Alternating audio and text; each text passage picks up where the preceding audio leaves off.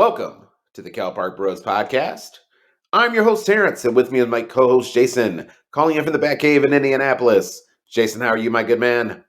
Yeah, I'm doing pretty well, man. I wasn't sure if we are gonna get this show in this week, but for the Cal Park Bros nerds and the Cal Park Bros stalkers, we had to get it in. So here we are doing it. Most of the concern was on me because I was doing a little bit of traveling. So we wasn't sure if we were gonna get it in, but you know what? We made it work because we love our fans and we want to bring it to you. So here we are, excited as always, man. So let's get it in. We're not bringing it to you live, but we are bringing it to you direct. There we go. Um, this is episode 24 of the Cal Park Bros podcast. Thank you for listening as always. For the uninitiated, Cal Park Bros is a weekly podcast for fans of culture, current events, sports, life, and entertainment. And as always, we are your hosts, Terrence and Jason. And every single Thursday, we release a brand new episode where we discuss the current events of the day, sports, and the athletes we love. And even some of the athletes we loathe. No matter the topic, you can expect a brutally honest and fun exchange of snark while learning through the lens of our 30 years of friendship that originated in Calumet Park, Illinois. Folks, for more Cal Park Bros content, make sure you connect with us on Facebook, Instagram, Twitter, and YouTube under the handle Cal Park Bros or Cal Park Bros Podcast for more behind the scenes of the Cal Park Bros show and to engage with us every single day. But importantly, or most importantly, the Cal Park Bros podcast is available to listen and subscribe for free wherever you listen to podcasts. Like us, love us, share us, follow us. And folks, if you like us, why wouldn't you? Exactly. Y'all know what it is by now. You guys are doing it. You're living it. But make sure you keep it up. If you like it, share it with somebody you know. Make sure they share with somebody they know and keep the circle going. We're on 4 continents. We want to get to 5 and 6 and eventually 7. But that share part for you guys is important for us to get there. So thank you for doing what you've done so far, but keep it up. Here, here. Yeah, listenership is definitely up. I don't know what the hell happened. Because people like us, bro. That's the whole point. People like us. They love us. They share us now and they follow us. They're doing it. That's it. Oh, jeez. You are in rare form tonight. First segment we're going to kick off is something that is near and dear to my state. And I say my state, but I really mean our state because we both know people and care about people in the state of Illinois. And this is regarding the Illinois Department of Employment Security locations being closed due to poor planning. I'm referencing an article from CBS 2 News Chicago regarding that these unemployment offices have basically been kept closed throughout the COVID-19 pandemic. And frankly, Jason, when I brought this to your attention, you were a little reluctant to discuss this because you didn't really see what the issue was. But what I think I should start with is explaining to you what's been happening there. Basically, you have several employment offices in the state of Illinois that basically you need, if someone needs assistance for whatever reason, they may not have access to a computer. They may not have a cell phone. We don't know what's going on in their life. And for some odd reason that they can't get what they need either via phone, which has definitely been a problem. There have been tons of people that have tried to contact the unemployment office in Illinois and literally been unable to get a hold of anyone for like weeks at a time. And all the while, you need the money, so you're kind of at the mercy of the logistical success of those offices. So we're almost damn near 2 years into COVID, and I just think it's crazy that some of these offices have not opened up. Now, the article I referenced mentioned that some of these offices had not reopened because of threats to staffing at those offices. And I don't mean to make light of that because some of this shit was crazy. The CBS 2 News article I'm referencing says one woman became agitated when she couldn't talk to someone about her unemployment benefits at the Illinois Department of Employment Security. Police later wrote in a report when asked to leave, she threatened she'd come back and blow the place up. Okay. Well, that's probably not going to help you. So, and I'm definitely not a fan of people talking greasy to people in the service industry.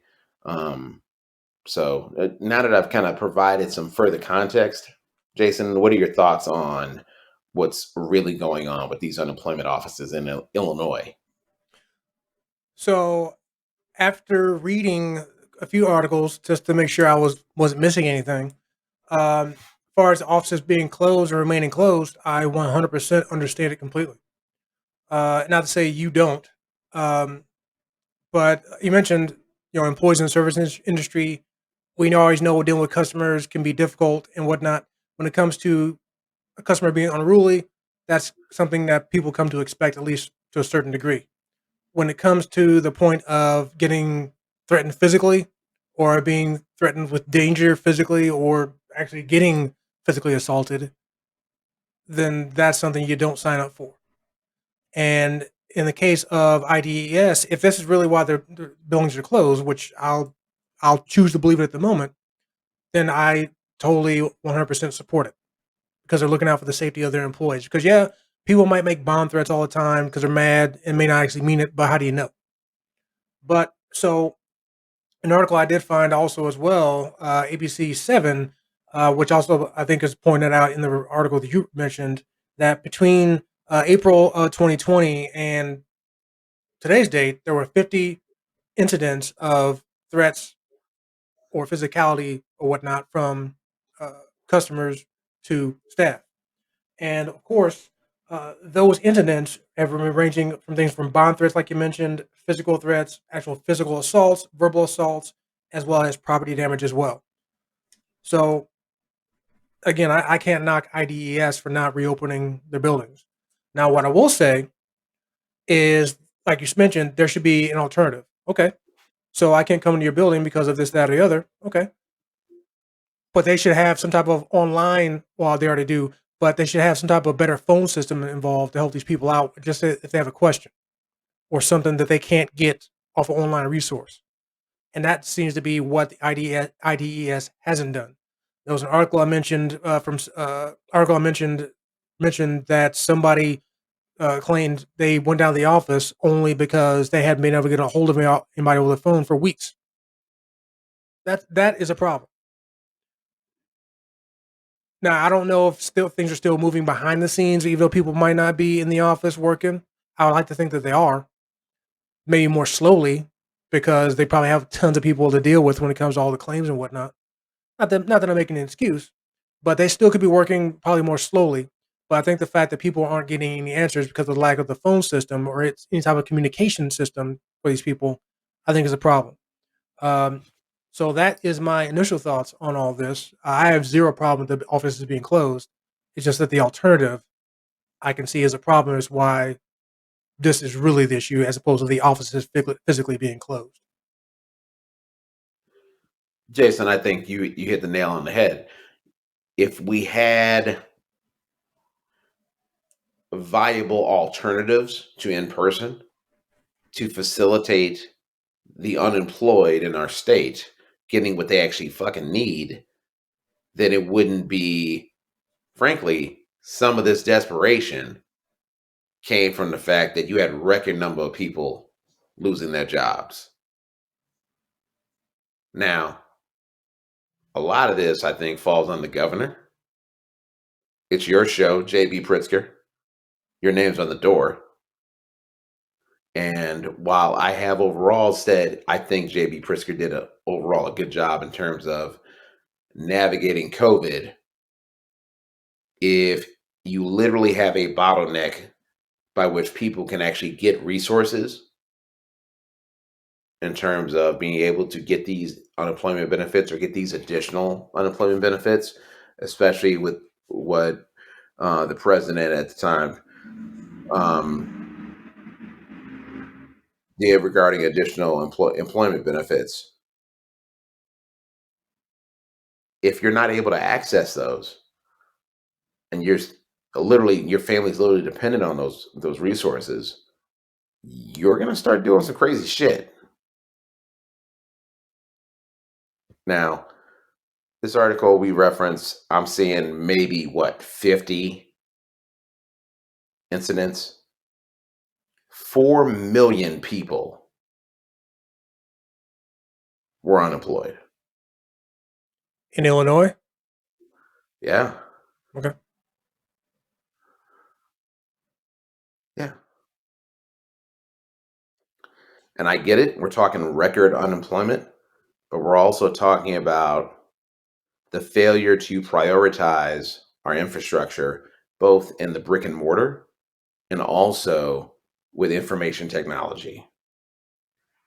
Like, it's fucking crazy that a lot of these folks couldn't even get what they needed because some asshole already had submitted a unemployment claim on their behalf.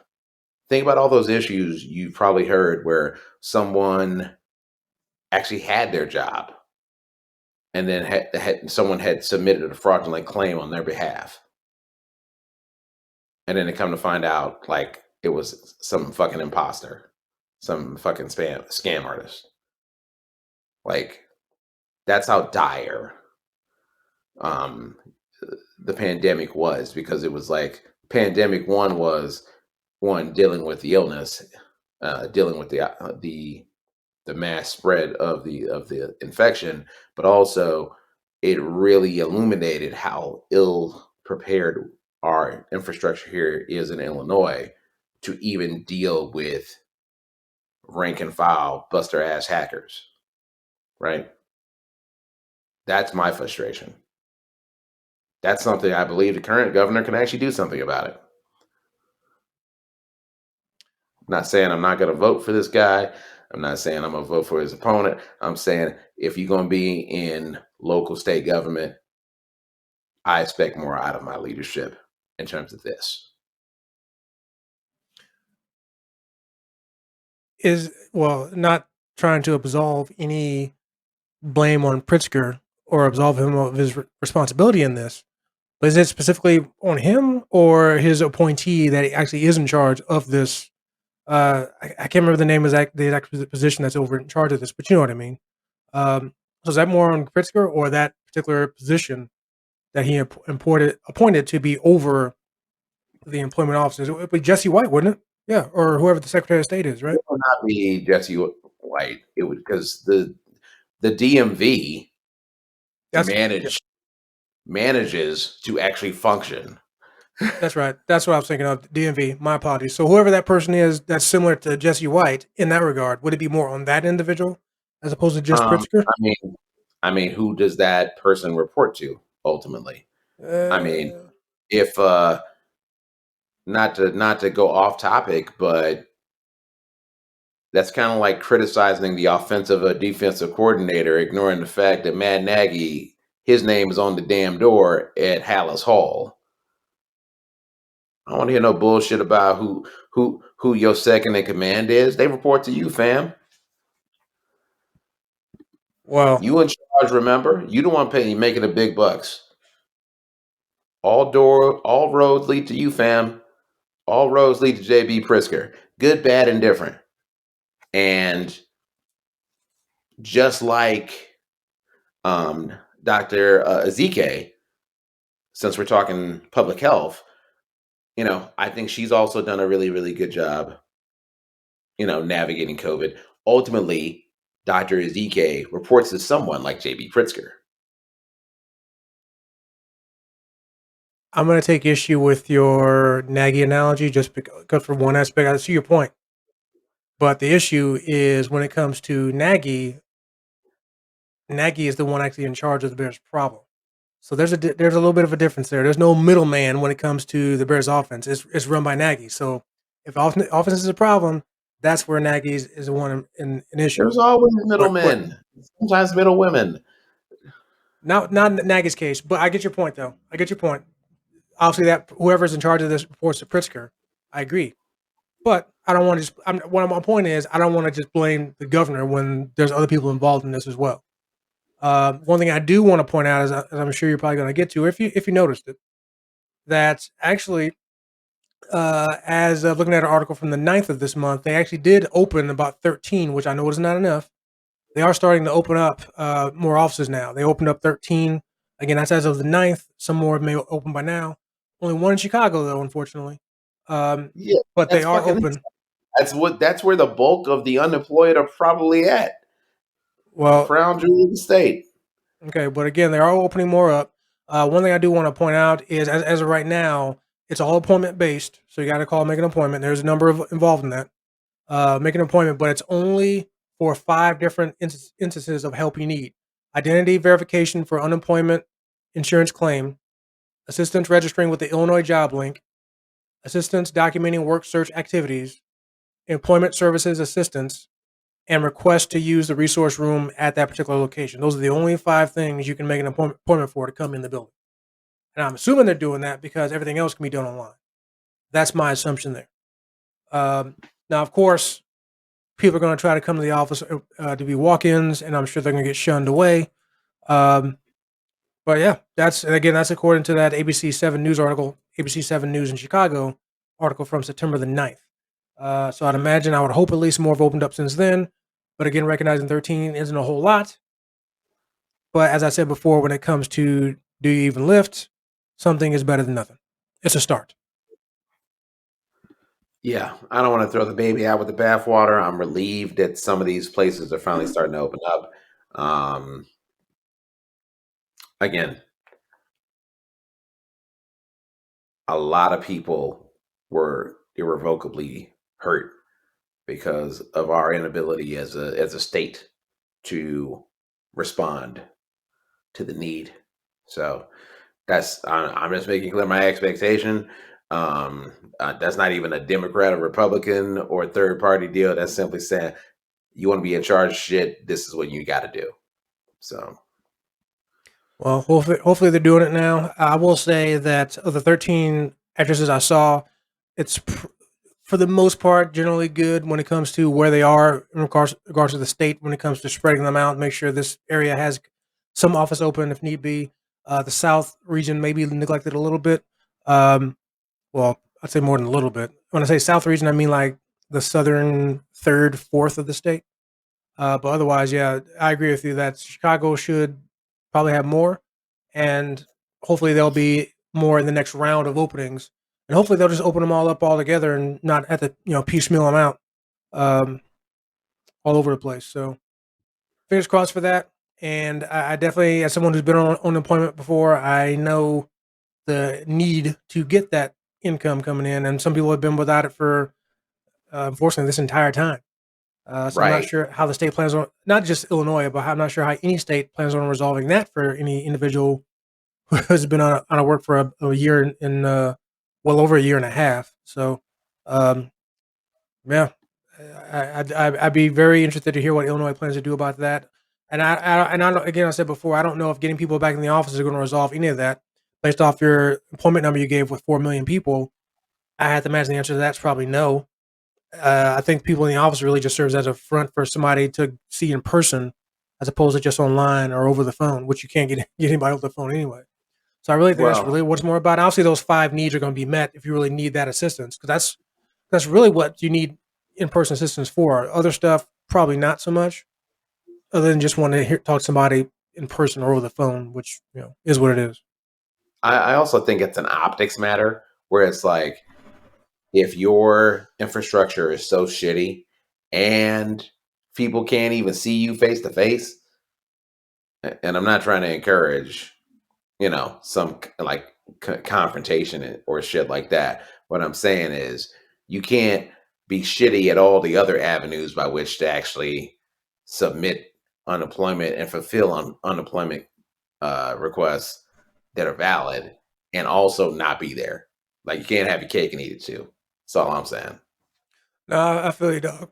One thing I will say is to anybody who still may be frustrated with all this, even with the things opening up, Be careful about what you do when you do get to the building, because I'm sure IDES will be happy to shut the buildings down again if the threats continue or people start taking advantage of that in any other sort of way. So be smart, people. Be thankful that somebody's there. As I said at a previous episode, be appreciative and thankful that someone's actually there. Okay, just keep that in mind. Yeah. All right. That concludes segment one on the Illinois Department of Unemployment Security. Coming up next, we're going to be talking about the Oregon teacher who apparently thought she was going to Rosa Parks her way out of getting this vaccination set up. Coming up next on Cal Park Bros.